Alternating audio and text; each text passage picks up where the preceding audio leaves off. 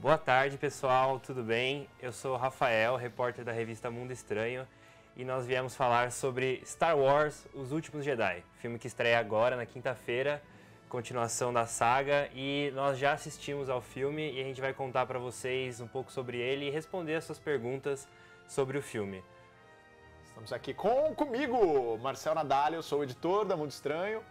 Eu tive a chance de ver o filme ontem, então eu prometo contar as coisas para vocês que vocês quiserem saber, mas prometo não dar nenhum spoiler. Eu sei que as pessoas estão lutando ativamente contra os spoilers na timeline, então esse vai ser um vídeo spoiler free. Vou tentar não contar nada de relevante, nada que vai estragar a surpresa, porque tem muita coisa boa no filme, muita coisa legal, e de fato, revelar certas coisas estragaria muito da graça do filme. O que nós temos para dizer sobre o filme? O trailer já está aí correndo para você ver. É a continuação imediata de Despertar da Força. O que você sentiu de diferença do primeiro filme para esse? Porque o primeiro filme foi dirigido pelo J.J. Abrams e o segundo J.J. Abrams vai só como produtor executivo. É o Ryan. É o Ryan Johnson que assina a direção. Ryan Johnson, O que você achou de diferente entre os dois filmes? Eu acho que uma coisa importante nesse filme é que o tom deles é diferente. Eles casam bem, eles são muito bem casados, não é como se fossem dois filmes totalmente distintos. Mas eu percebi o tom diferente. O primeiro, ele... Na estrutura da trama, ele referenciava muito o Star Wars original, tanto que você tinha a Starkiller Base, que é praticamente uma nova Estrela da Morte. Você tinha a figura da Rey, que era um pouco Luke Skywalker. Você sabe que é uma pessoa que ia se tornar uma Jedi, que está num planeta isolada, ela não conhece a origem dela direito, ela é pobre, enfim, miserável, uma vida sofrida. Então, existem paralelos ali com o primeiro Star Wars. E esse daqui, a trama é totalmente distinta, não tem essa necessidade desse paralelo direto. E ela é uma escala muito mais épica. E eu tenho a impressão de que esse filme foi mais feito para os fãs da saga de Star Wars, fãs de longa data, do que o primeiro. O primeiro eu acho que tinha muito uma função em fazer isso muito bem, de introduzir para novas pessoas, mostrar por que esse universo é legal, olha como tem personagens carismáticos, olha como tem ideias de ficção científica diferentes, olha como ele vai te deixar ansioso para saber o resto. Esse era o primeiro, era para tentar te fisgar. Esse segundo, gente que é muito, muito, muito fã de Star Wars, eu acho que vai passar mal no filme, assim, de chorar.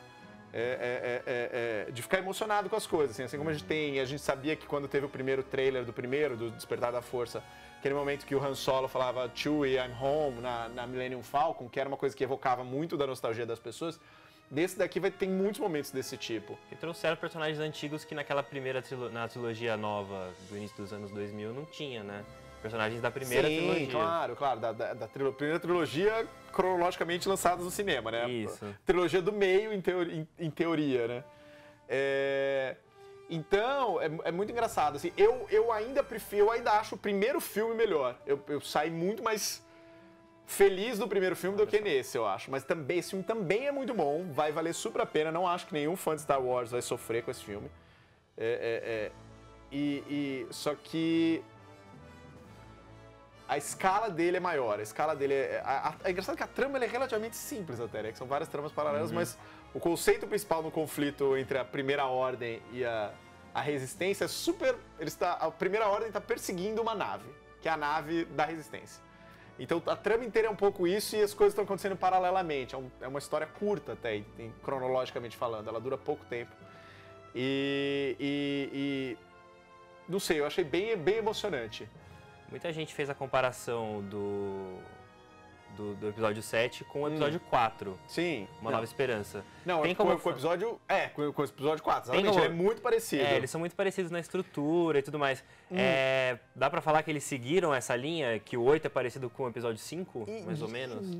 De certa maneira, sim. Acho que a grande expectativa que todo mundo tinha era que, evidentemente, no episódio 5, que é o Império Contra-Ataca, você tinha a grande revelação, um dos maiores plot twists da história do cinema, que é a história que o Darth Vader, na verdade, era pai do Luke e da Leia. Então as pessoas têm uma expectativa em torno de um grande momento de revelação, até porque você tem personagens nessa história, você tem tanto o Finn quanto a Rey, cuja origem dos dois não está muito clara, se eles são filhos de alguém, se eles são parentes de alguém. Enfim, então tem uma elucubração aí do que pode ser, o que pode significar, se tem uma revelação, enfim. E obviamente eu não vou entrar nesse detalhe porque isso faz parte do filme, faz parte da sua experiência quando você for assistir o filme. Mas havia isso. Agora, um aspecto que eu posso contar e não acho que é um problemático, que me lembrou muito o final do quinto, é que no final do quinto, assim, o mal vence praticamente, né, gente? Sim. Vamos considerar que... Deu tudo errado. Dá tudo errado na Aliança Rebelde. E a percepção nesse filme é meio que isso também, assim, sabe? Tipo, ele termina com os heróis acuados, pra não falar muito, e que você imagina que no próximo filme, o terceiro e último, vai ser a grande virada, vai ser a hora que eles vão falar assim, não, a gente consegue dar um jeito nisso, entendeu? Mas então, nesse sentido, ele tem um termo, ele não é um final tão deprê quanto o quinto, mas é um final que o mal está se dando bem. Mas ele é um filme que se resolve sozinho? Sim, sim. Ou ele depende muito do próximo?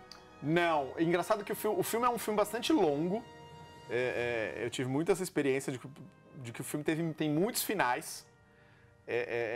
Tem umas cenas climáticas de ação, aí você fala, nossa, essa é a cena final, nossa, que batalha, que coisa incrível. Aí vai acabar, você fala, não, bom, agora vai acabar, tal, não sei o quê. Aí você fala, não, aí começa a discutir, explicando, tô amarrando umas pontas, não.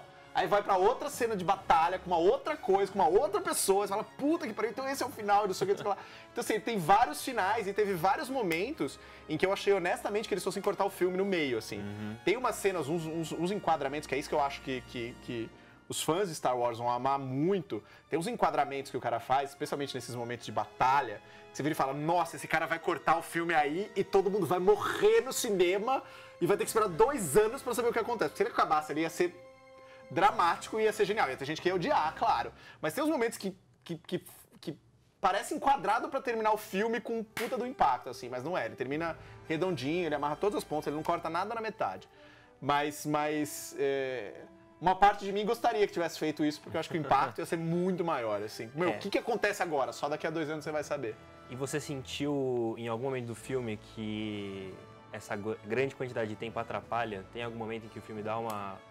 Sim, tem o meio do filme, eu vou dizer ali dos 30 a 1h30 mais ou menos, ele é um pouco mais lento em termos de história, porque você tem que estabelecer muita coisa. Você está lidando com a Rey tentando aprender com o Luke Skywalker. O Luke Skywalker, como você viu no trailer, não está muito disposto a dar continuidade à Ordem Jedi. A Rey tem que vencer ele, de certa maneira, vencer ele pelo cansaço, né? Convencer ele a dar aula. Você tem um plot do Finn e da nova personagem, que é a Rose, que é uma mecânica que vai ajudar eles. Eles têm um plot que eu não vou entrar em detalhes, mas eles são enviados saem numa missão, digamos, só os dois. Você tem o do Poe Dameron, que é o Oscar Isaac, que está ali tentando liderar a resistência no campo de batalha, que você tem, né, a Princesa Leia comandando a situação lá na área de controle, na mesa de guerra e tal, e ele tá lá no campo de batalha. Então nem sempre eles batem a cabeça bem, eles concordam com tudo.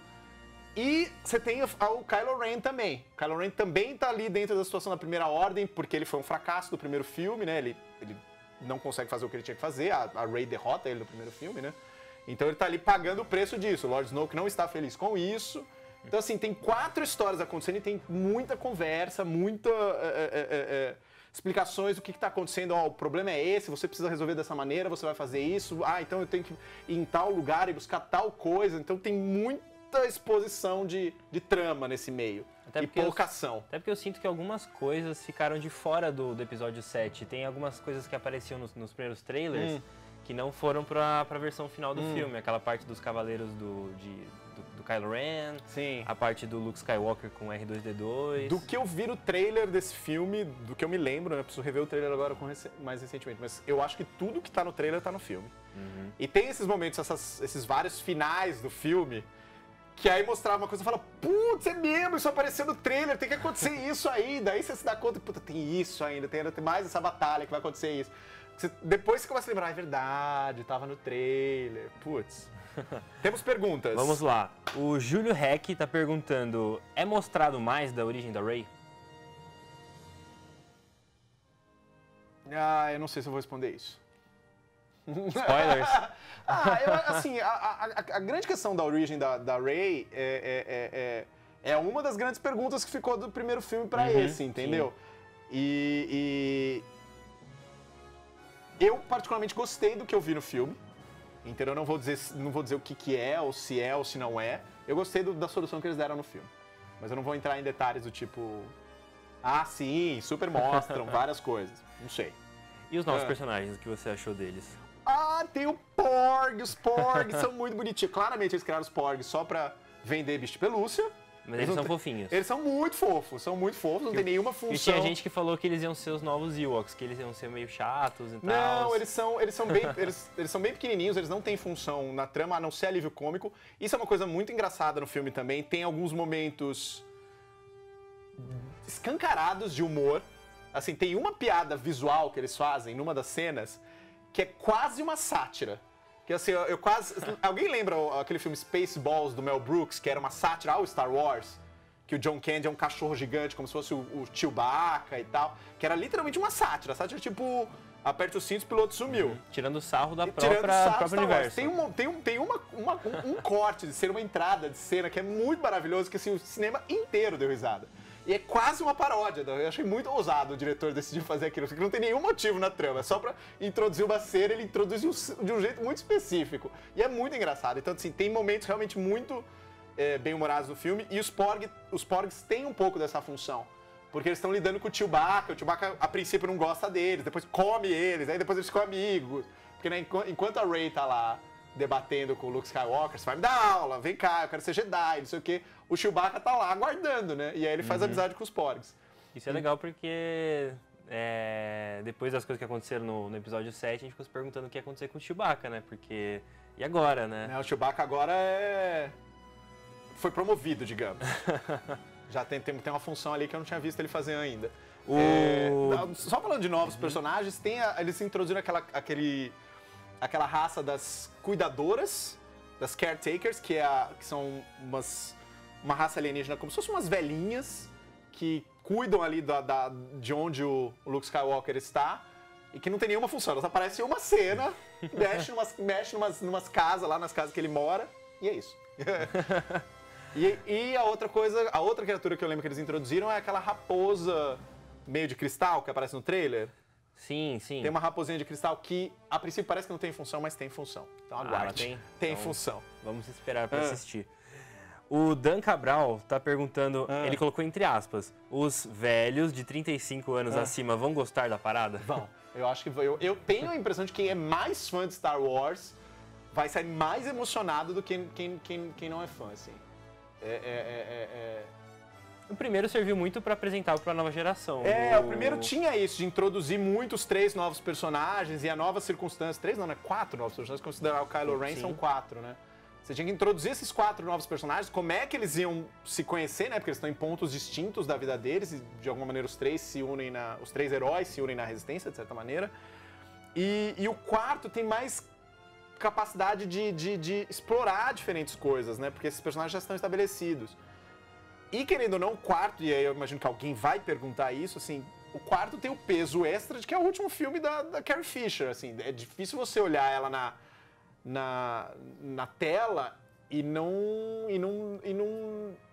se sentir tocado, ou não se sentir movido de certa maneira, porque você tá vendo a última obra de uma pessoa e dentro de um personagem icônico, maravilhoso. Você vai passar, eu pelo menos passei o filme inteiro pensando, porque a gente nunca sabe, né? Ela morreu no final do ano passado. A Fabiana Lima, ela falou que ela viu que a Carrie Fisher tinha gravado as cenas e ela perguntou se a personagem, a Princesa Leia, ou a General Leia agora, teve um bom final. Então, eu fiquei muito surpreendido, eu passei o filme inteiro pensando, imaginando quanto de fato ela tinha conseguido gravar, porque ela morreu no final do ano passado. E eu fiquei muito surpreendido porque ela gravou bastante coisa. Assim, o filme estava muito, muito adiantado para quando ela morreu, então. Porque ela gravou muita coisa.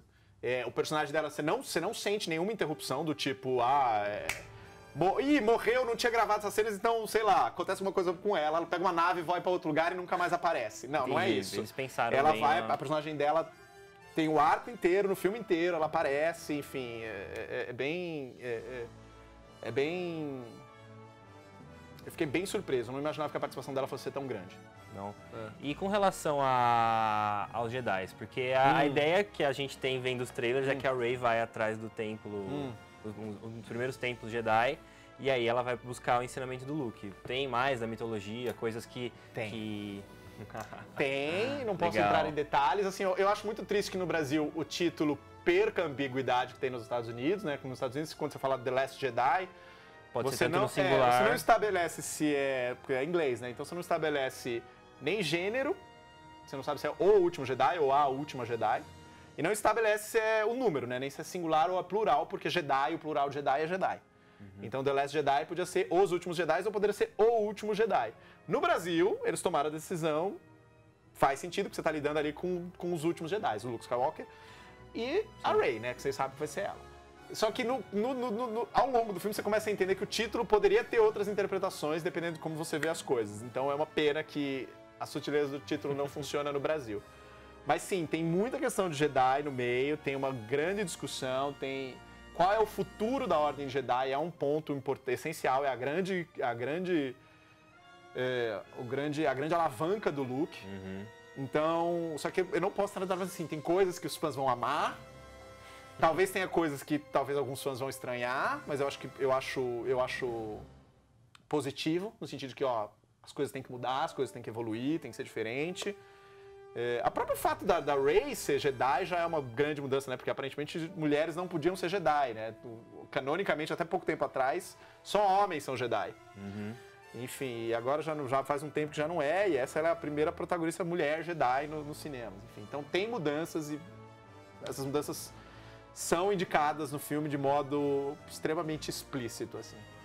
Você falou que tem muitas tramas acontecendo paralelamente, mas você tem alguma delas que se sobressai ou o filme consegue trabalhar todas de uma maneira mais uniforme?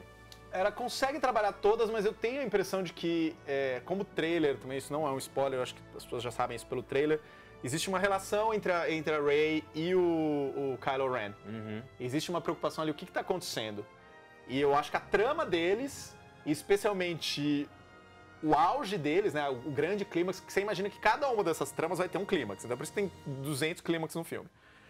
A deles eu acho que é a mais interessante, assim, eu acho que ela é metaforicamente mais forte. Você tem um cara das trevas, né, do lado sombrio da força, uma menina do lado da luz da força, do lado positivo da força, enfim. Então, assim, eles trabalham essa metáfora explicitamente na trama e explicitamente no visual. O filme tem, assim, cenas lindas visualmente, que você entende isso, assim. O pessoal, tipo, pesa a mão mesmo, não tem medo, já vamos explicitar esta metáfora na tela do cinema inteiro, você vai entender. E não tem problema, porque um filme sempre foi isso, sempre foi uma metáfora do bem contra o mal, então não me incomodou nesse sentido. Então eu acho que a parte dela é a mais interessante do filme. Entendi. Bom, a pergunta que todo mundo faz, você assistiu em 3D? 3D vale a pena? Não assisti em 3D. Não? Não. IMAX? Assisti em IMAX. Tem cenas legais? Eu acho que nesse caso, em particular, eu acho que talvez valha a pena ser... Porque assim, ele é muito bonito visualmente, eu gostei muito do filme, imageticamente falando, entendeu? Então assim, vá num bom cinema, vá num cinema com uma boa qualidade de projeção, sabe? Porque ele é muito bonito, tem umas tomadas realmente bonitas, assim, daquelas que, tipo, sabe, você sabe que vai ter pôster pelos próximos 40 anos, que alguém vai pegar aquele frame e vai virar um pôster, aquilo. Ou um protetor de tela. Ou um protetor de tela, ou qualquer coisa, porque o filme, eu achei o filme muito bonito, assim. O filme abre caminhos pra... Porque agora a Disney tá fazendo spin-offs e histórias paralelas que não envolvam diretamente a família Skywalker. Existe algumas brechas assim? Talvez, agora que você falou isso, estou pensando, talvez sim. Tem algumas coisas que são colocadas que eles poderiam explorar. Especialmente a última cena. A última cena é uma coisa muito... Falei que o filme tem milhares de finais. E o último final mesmo, a última cena é uma coisa muito tipo... Quê? Que pode ser tanto um recurso narrativo para encapsular a história desse filme, como pode ser um ponto de partida para outra coisa. Entendi. O filme se inspira na Marvel? Tem cena pós-créditos ou não? Eu não vi cena pós-crédito, gente. Eu acho que não. Pode ter diferença na sessão exibida pra imprensa. O que eu soube depois, às vezes pra imprensa eles não mostram mesmo. O que eu soube depois é que os créditos, no crédito tem uma citação a Carrie Fisher especial, né? Fez filme dedicado a Carrie Fisher, a nossa eterna princesa, se eu não me engano, alguma coisa nesse sentido, que é bem bonito, assim. O filme é muito difícil você olhar para Carrie Fisher e não ficar comovido. Ele tem esse peso extra o tempo inteiro. E a figura dela é uma figura muito digna, muito querida. Você percebe que ela é uma figura materna pro Paul Dameron e tal, Dameron Paul, enfim. Então é muito comovente. A filha dela, tá? Não sei se você sabe, a filha dela tá no filme. Eu achava que ela tinha um papel pequeno, não, ela aparece várias vezes. e aparentemente não foi uma coisa do tipo, vamos colocar a filha dela porque ela morreu e tal. Não, foi tudo junto, porque elas têm cenas juntas e tal. Bacana. E ela aparece bastante, a Billie Lourd, a menina que tava no American Horror Story aí, esse mês aí. Bacana. Em outubro, novembro. Ela aparece bastante. Bem, acho que deu pra entender bastante coisa. A vontade de assistir aumentou. Sim. Star Wars Últimos Jedi estreia amanhã. E se você não quiser tomar spoiler na internet, com meme de Facebook nem nada, é melhor já correr pra assistir. Mas, mais uma vez, eu sou o Rafael, repórter da Mundo Estranho. Eu sou o Marcelo Nadal, editor. E ficamos por aqui. A gente vê vocês na próxima.